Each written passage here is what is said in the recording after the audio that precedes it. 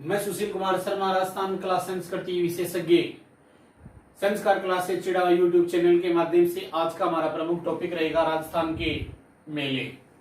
अभी रीट का जो सेकंड पेपर होने की संभावना है उसमें सर्वाधिक राजस्थानी इतिहास व कला संस्कृति के प्रमुख बिंदुओं पे ज्यादा फोकस रहेगा, क्योंकि बाहरी राज्यों के जितने भी वेटेज बाहरी राज्यों के जो अभ्यर्थी हैं उनको रोकने के लिए हमारे राजस्थान सरकार ने ये ऐसा कदम उठाया जाना जरूरी भी है। तो आज का हमारा प्रमुख बिंदु है ना साथियों रहेगा राजस्थान के कला संस्कृति में राजस्थान के मेले। सबसे पहले अपन है ना जयपुर संभाग की बात करते हैं। तो जयपुर संभाग के अंदर जो प्रमुख जिले आते हैं ना, तो पहला जिला आता है स्वयं जयपुर, दूसरा जिला आता है ना वो आता है दौसा, और तीसरा जो जिला आता है ना वो सीकर, और चौथा जो जिला आता है ना झुंझुनू, और पांचवा जिला आता है ना वो आता है अलवर। ये जयपुर संभाग में जिले आते हैं। तो जयपुर संभाग में सबसे पहले अपन है ना देखेंगे स्वयं जयपुर में। तो जयपुर के अंदर है ना मेलों की अगर बात करें तो राजस्थान कला संस्कृति या राजस्थान संस्कृति में सर्वश्रेष्ठ जो दो त्योहार माने जाते हैं तीज और गणगौर। तो गणगौर का जो प्रमुख मेला लगता है वो जयपुर में लगता है। और ये आरटीडीसी जो आती है ना आरटीडीसी आती है Rajasthan tourist development corporation, Rajasthan का जो पर्यटन डिपार्टमेंट है, इसके द्वारा विदेशी सैलानियों व बाह्य विदेशी लोगों को आकर्षित करने के लिए इसकी झांकी निकाली जाती है, और ये हमारी एक परंपरागत विचारधारा भी है। तो गणगौर का मेला जो लगता है ना वो जयपुर में लगता है, और ये लगता है चैत्र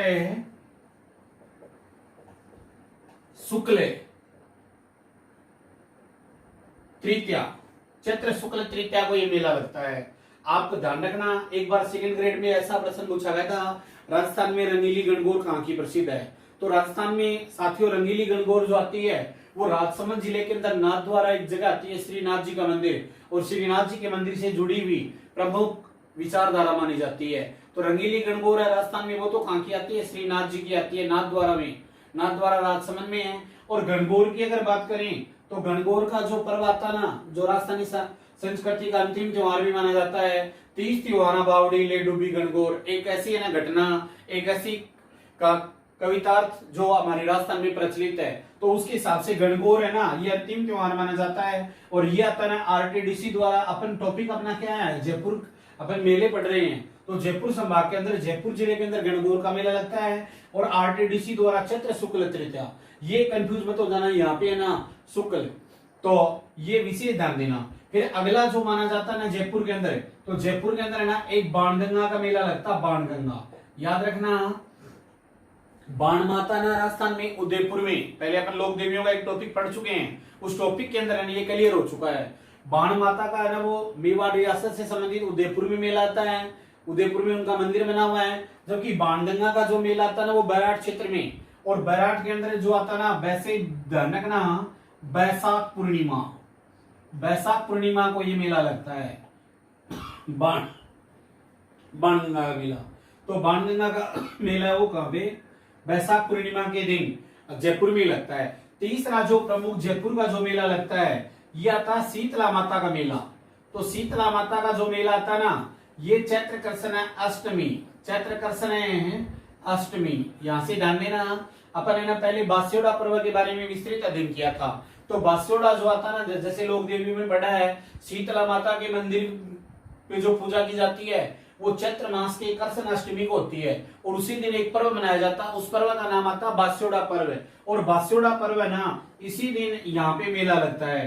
तो याद रखना राजस्थान का जो शीतला माता का मेला है वो चाकसू के अंदर है, और चाकसू जयपुर में आती है। वहीं पर चाकसू के पास ये गांव और आता है, उस गांव का नाम आता है लुणियावास, और लुणियावास गांव के अंदर राजस्थान का सबसे बड़ा गधों का मेला लगता है, गधों का मेला। अगर आपको ये पूछा जाए कि राजस्थान में सबसे बड़ा गधों का मेला कहाँ लगता है, तो जयपुर के लुणियावास में लगता है, जयपुर के लुणियावास में लगता है। इस मेले की खास बात क्या होती है, हमारे जितने भी अभिनेता अभिनेत्री हैं उनके नाम पे गधे व गधों के नाम रखे जाते हैं। और फिर एक ऐसा माना जाता है इस मेले में कोई नेता, स्थानीय नेता उद्घाटन के लिए नहीं आता, ये इस मेले की एक विशेष बात मानी जाती है। तो गधों का मेला लुणियावास में, वहीं पर है ना शीतला माता का मेला जो लगता है वो चैत्र कृष्ण अष्टमी को चाकसू में, चाकसू जयपुर में। तो अपन ने दोस्तों ये जयपुर के 3 प्रमुख।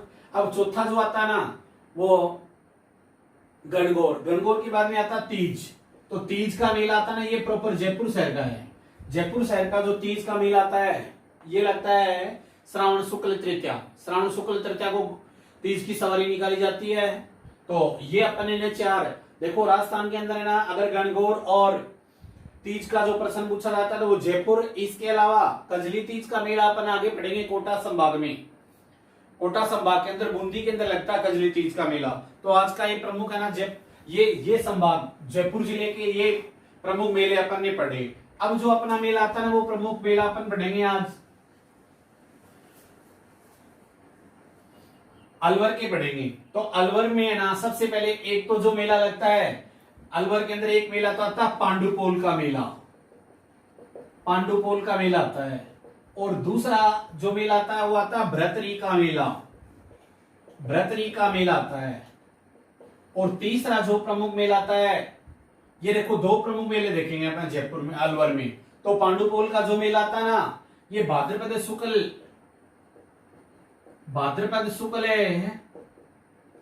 चतुर्थी को लगता है। और ये पांडुपोल है ना ये सरिस्का में आता है। और यहीं पर जो भगवान श्री राम के परम भक्त हनुमान जी की एक सैन्य मुद्रा में प्रतिमा लगी हुई है। तो पांडुपोल याद रखना, एक बार है ना मेंस के अंदर पूछा गया था पांडव पोल।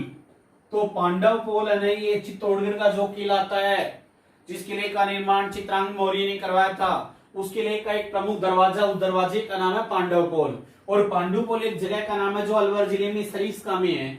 सरिस्का के बारे में आप भूगोल में अपन अध्ययन कर ही चुके हैं। सरिस्का जो क्षेत्र है ना यहाँ पर राजस्थान का एक प्रमुख टाइगर प्रोजेक्ट है और काफी चर्चाओं में रह चुका है सरिस्का। तो सरिस्का के अंदर है ना पांडुपोल का मेला लगता है, वो भाद्रपद शुक्ल को लगता है। फिर भरतरी का जो मेला लगता है ये भाद्रपद शुक्ल अष्टमी को, ये भाद्रपद शुक्ल अष्टमी को लगता है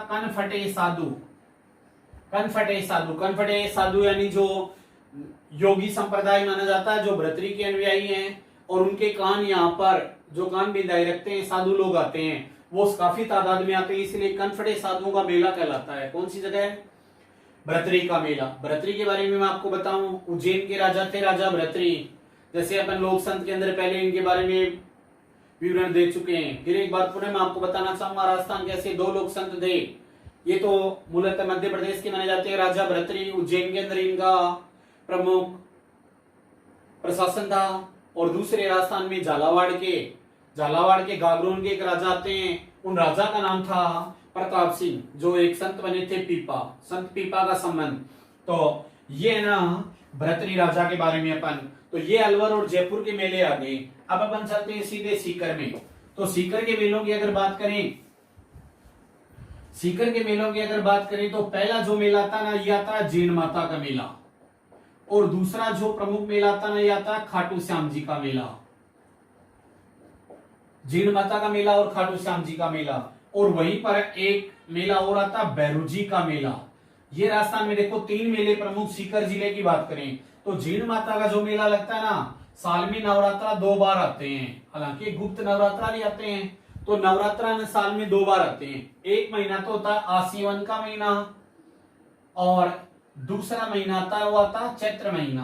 तो माता की जो माता जीर्ण माता समस्त जो दुर्गा के रूप माने जाते हैं, इन माता में रोशनी शक्ति रोशनी का रूप है और रोशनी शुक्ल पक्ष का रूप है। तो शुक्ल पक्ष याद रखेंगे अपन।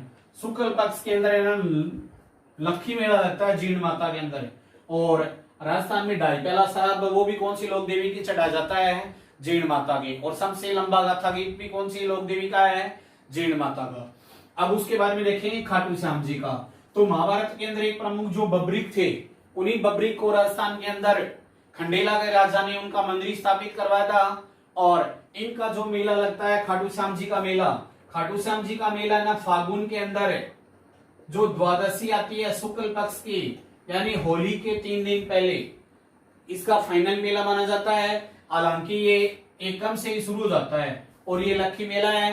राजस्थान सरकार ने सर्वाधिक हाईटेक मेला जो स्थापित किया गया है, वो हाईटेक मेला है वो कौन सा है? वो खाटू श्याम जी का मेला आता है। तो ये प्रमुख सीकर जिले के। अब अपन देखते हैं झुंझुनू जिले के मेले।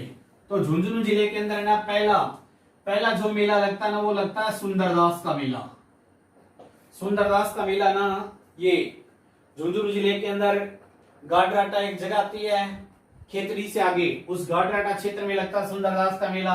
तिथि विशेष नहीं है। फिर अगला जो मेला आता है ना वो आता है रानी सती मेला। और रानी सती मेला है ना, रानी सती मेला और लोहागर मेला ये दोनों भाद्रपद अमावस्या को लगते हैं। भाद्रपद जो अमावस्या है ना, भाद्रपद अमावस्या को ये मेला लगता है। भादवे की अमावस आती है। हालांकि रानी सती मेले पर जो सीकर जिले के अंदर देवराला सती कांड हुआ था, उस घटना के बाद है ना दोस्तों इस मेले पर राज्य सरकार ने प्रतिबंध लगा दिया गया था। तो रानी सती मेला और लोहागर मेला ये भाद्रपद अमावस्या को लगते हैं। सुंदरदास का मेला ये भी झुंझुनू जिले में लगता है। फिर अगला जो आता ना ये आता नरड़ साकर पीर बाबा। नरड़ साकर पीर बाबा का जो मेला है ये मेला राजस्थान के अंदर, पीर बाबा का जो मेला है ना राजस्थान में, ये चिड़ावा के पास में नरड़ गांव आता, नरड़। और उस नरड़ के अंदर भाद्रपद कृष्ण अष्टमी, देखो आप ना काफी कंफ्यूज हो जाओगे क्योंकि मैंने बहुत से मंदिर मेलों का जो आयोजन करवाया है वो भाद्रपद में ही है, तो आप यहाँ पे विशेष ध्यान रखें। तो भाद्रपद कृष्ण अष्टमी को, यानी भाद्रपद कृष्ण अष्टमी का मतलब बोले तो भगवान श्री कृष्ण का जन्मदिन, बर्थडे, उनका जो बर्थडे है ना उस दिन इस मेले का आयोजन होता है। और ये एक हमारे सिखवाड़ी क्षेत्र में, हमारे विशेष स्थानीय क्षेत्र में इस मेले की खास बात क्या है कि इस मेले में हिंदू और मुसलमान दोनों बराबर आते हैं। तो सांप्रदायिक सौहार्द का सिखवाड़ी का प्रमुख मेला आता ना, ये मेला कौन सा आपका, ये प्रमुख मेला नरड़ साकर पीर बाबा का मेला हुआ। अब एक भैरू जी का मेला और आता है हर्षनाथ में, जहाँ पे जीण माता, ये सीकर जिले में। तो ये अपन आज के विषय में प्रमुख जयपुर संभाग के बारे में पढ़े।